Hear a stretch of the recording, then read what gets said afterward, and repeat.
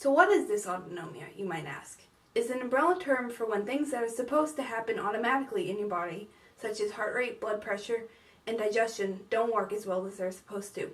Dysautonomia is definitely not a rare condition.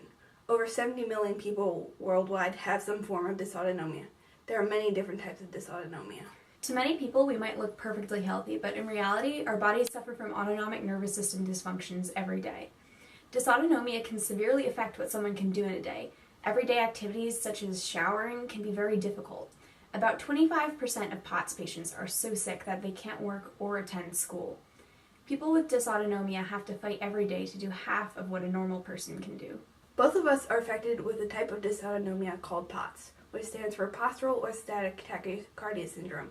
This means that our heart rate rises significantly when we stand up, which causes lightheaded dizziness and sometimes fainting. Other symptoms include fatigue, heart palpitations, nausea, brain fog, and exercise intolerance, just to name a few. These symptoms are fairly constant. Even though the term POTS was coined in 1993 and the condition was described in medical journals since the 1860s, there is still very little awareness of it. Another common type of dysautonomia is neurocardiogenic syncope, which is characterized by a sudden drop in heart rate and blood pressure.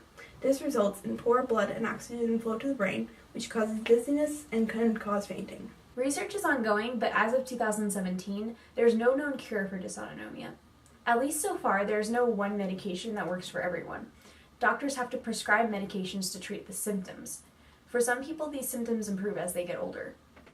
I started having symptoms 4 years ago, after I was put on a medication. I thankfully got diagnosed fairly quickly, but I have had a lot of difficulty with school and school administration not believing that POTS is real.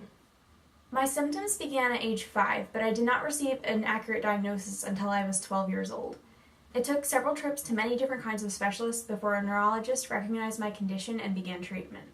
Dysautonomia International is a nonprofit organization that was founded in 2012 by patients, caregivers, researchers, and physicians dedicated to assisting people with various forms of dysautonomia. Dysautonomia International strives to identify the causes and cures for all types of dysautonomia and to enhance the quality of life for people currently living with those illnesses. They also fund amazing dysautonomia research. One of the things Dysautonomia International does is host an annual conference to educate and provide resources for families and patients with dysautonomia from all over the world. Conference is a weekend of educational seminars, speakers, and social events. I've gotten to go there twice, and it's helped me out a lot. I got to learn new things, participate in a research study, and got to meet people who are like me. With the conference, they also do a lobby day, which I got to do this year. On lobby day, dysautonomia advocates speak to state representatives and inform them about dysautonomia.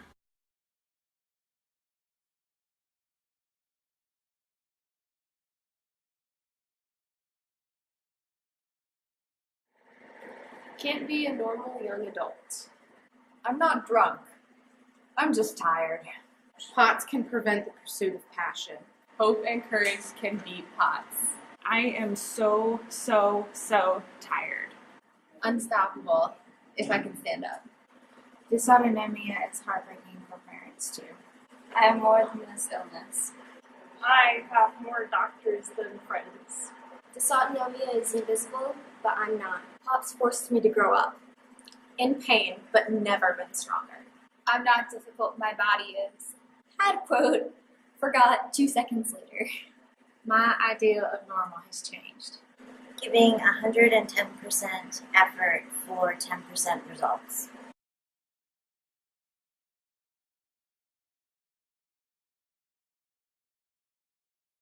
Don't give up if you don't.